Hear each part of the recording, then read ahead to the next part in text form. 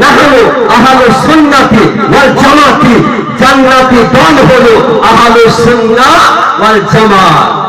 জোরে সুবহানাল্লাহ হবে না? নবী আমার আজ থেকে 1400 বছর পূর্বে ভবিষ্যৎবাণী করে গিয়েছেন যে একটি মাত্র দল হবে জান্নাতি, একটি মাত্র দল হবে নাজাত প্রাপ্ত দল, একটি মাত্র দল হবে মুক্তি প্রাপ্ত দল।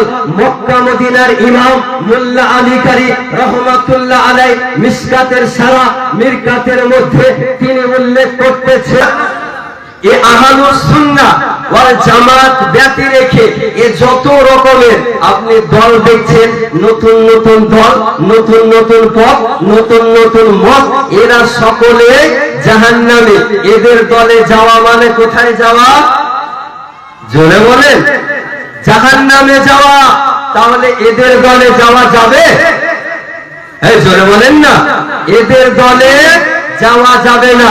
কারণ এদের দল হয়তো 100 বছর পূর্বে তৈরি, এদের দল 150 বছর পূর্বে তৈরি, এদের দল 200 বছর পূর্বে তৈরি।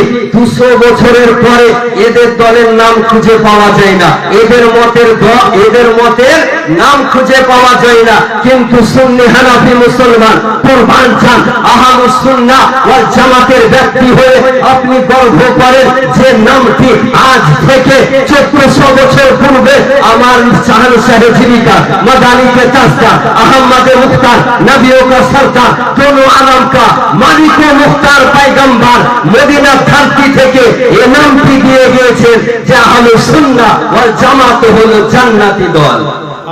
সুবহানাল্লাহ। আচ্ছা বলেন, আপনাকে যদি সকাল থেকে সন্ধ্যা পর্যন্ত বলে সুন্নি সুন্নি সুন্নি, তাহলে আপনি রাগ করবেন? বলেন না, জি না।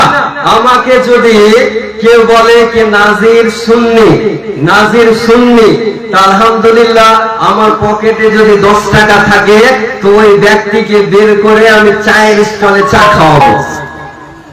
আলহামদুলিল্লাহ আমি সুন্নি হানাফি মুসলমান।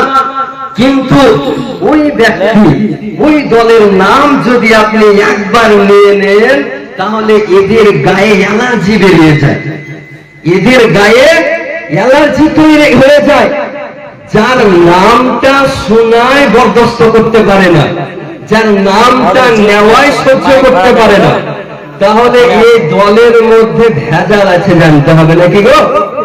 এই দলের মধ্যে ভেজাল আছে। কারণ নামটা নেওয়াই যদি বরদাস্ত না করতে পারে তাহলে ওই নামে যাওয়া যাবে যে নাম মুসলমান।